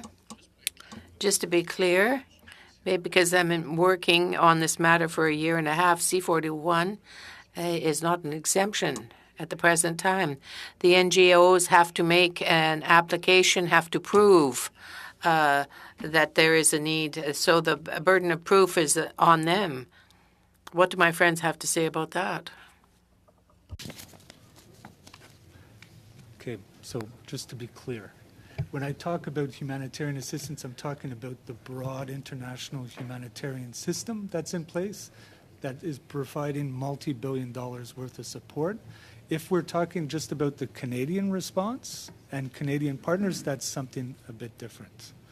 So, Excusez-moi, parce que j'ai moins.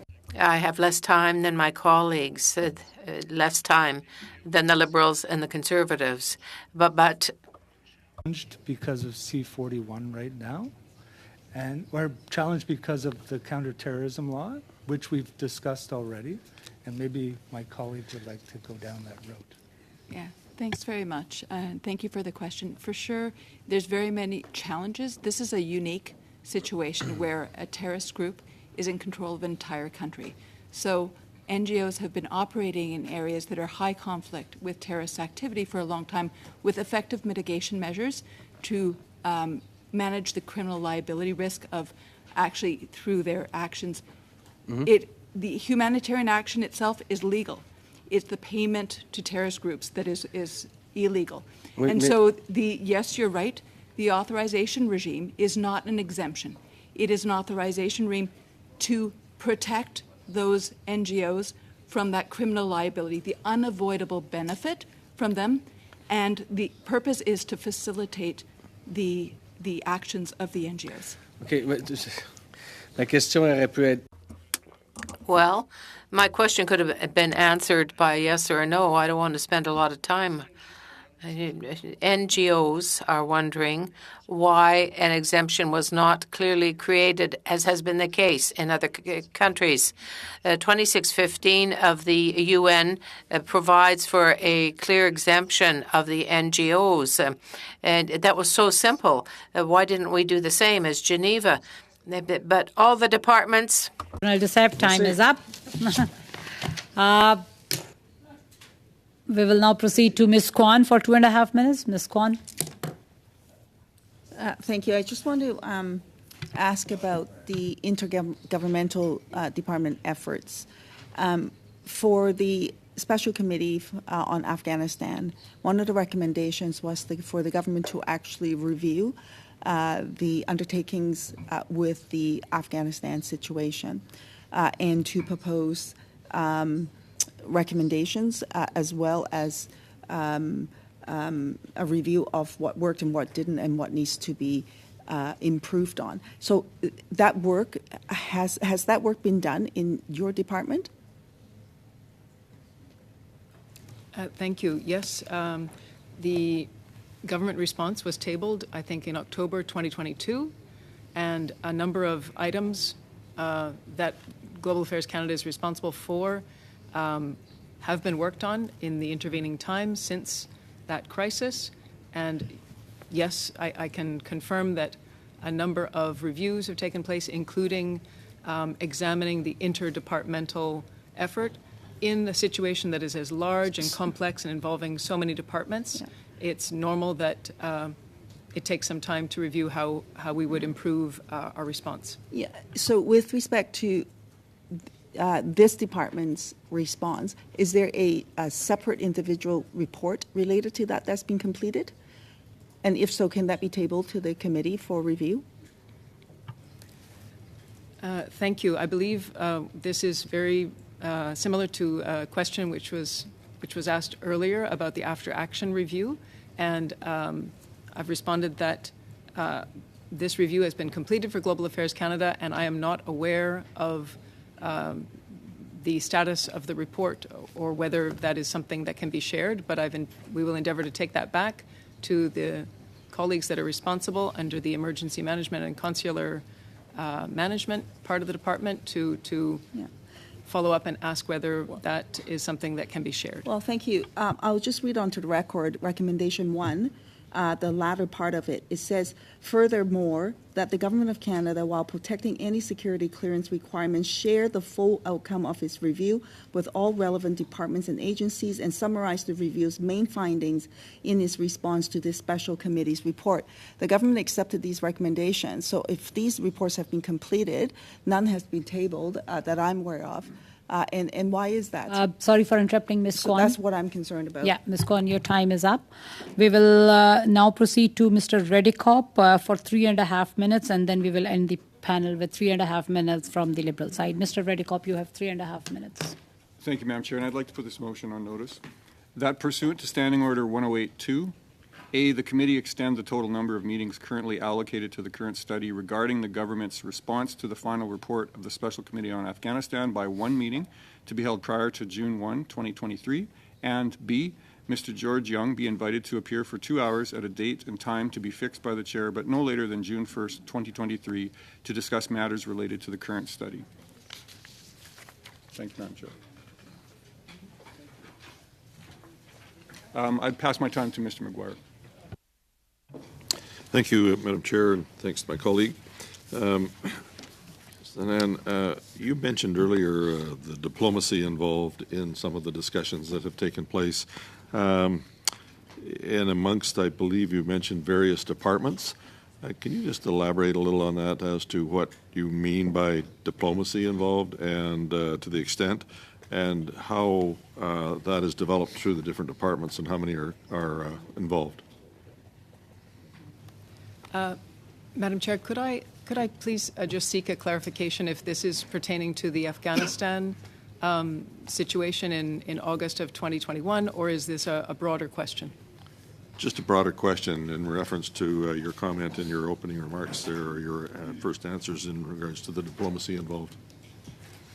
Thank you, Madam Chair. I believe my earlier answers I was referring to in general, when we're talking about a situation of evacuation of Canadian citizens, it's an emergency or crisis situation, and there is quite a lot of diplomacy involved.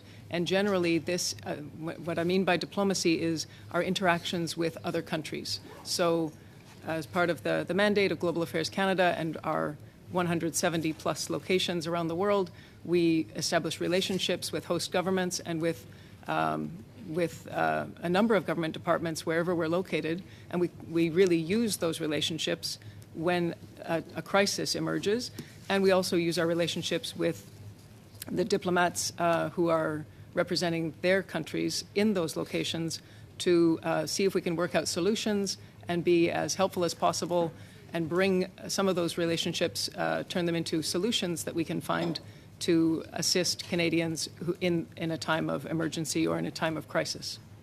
Thank you.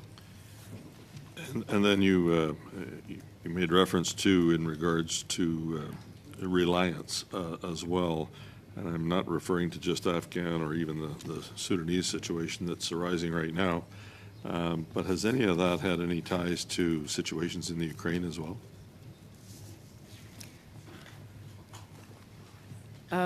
Madam Chair, I apologize, but I would just ask if the question could be repeated and if this is a question of reliance. I think I heard that word, but I wasn't sure. Yes, yeah, I'm using your word from the opening remarks as well. There was a reliance that you said you were dealing with in regards to some of those areas. And is it, it refers to Afghanistan and to the present situation in Sudan. Is there any parallels or separate rules there that would be used between what you've been able to learn in the reliance of the situation today and the Ukraine as well? The present situation in Ukraine? So, Madam Chair, when I use the word reliance, what I'm referring to is that we rely on our existing relationships. We rely on the networks that are established. As diplomats working for Canada abroad, we actually do invest quite a lot of time and effort into establishing those networks and those relationships, and then we can rely on them to help us find solutions to problems like in an emergency situation. Thank you. Like, time is up for Mr. McGuire. We will now proceed to Ms. Kayabaga for the last 3.5 minutes before we end this panel. Ms. Kayabaga, you can please begin. Thank you, Madam Speaker, Madam Chair. Sorry. I just want to first thank the officials for staying for the full 2 hours and continuing to respond to questions that the committee has on this specific issue. So earlier we were talking about some of the lessons that we have learned or can learn and can continue to use in other situations. Can you comment on how Canada can work with international partners and organizations to support the rights and empowerment of women and girls in Afghanistan and other countries facing similar challenges? We do know that, there are rising crises around the world, and currently right now the most pressing one is the situation in Sudan.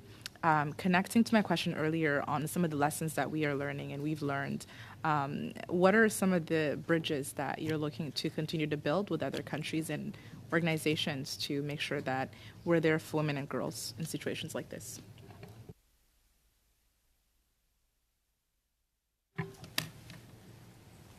Thank you for your question.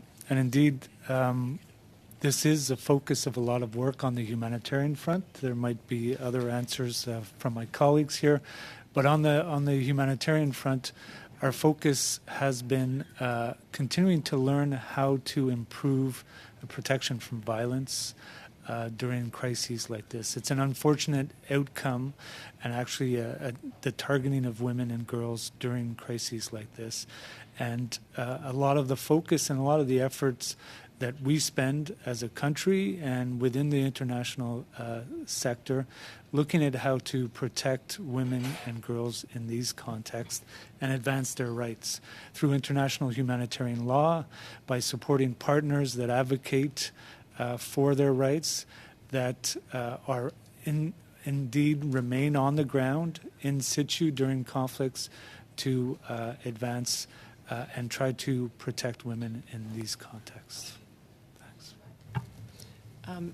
Thank you, and I think I could just add to that compliment. And Madam Chair, I believe that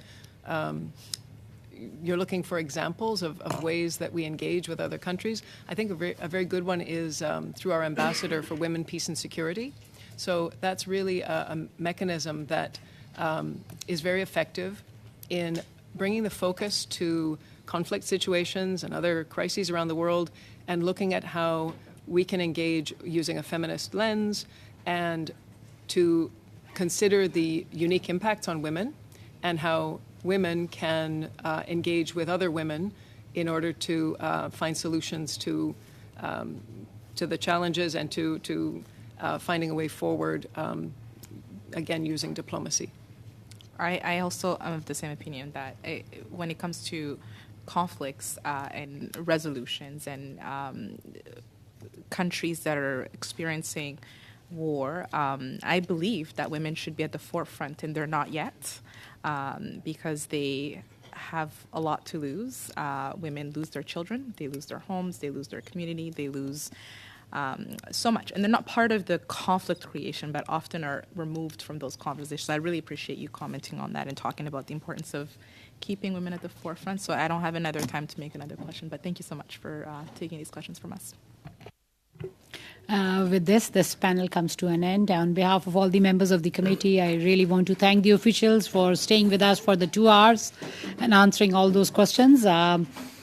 With this panel comes to an end. Do I have the will of the committee to adjourn the meeting? Yes. The meeting is adjourned. Thank you.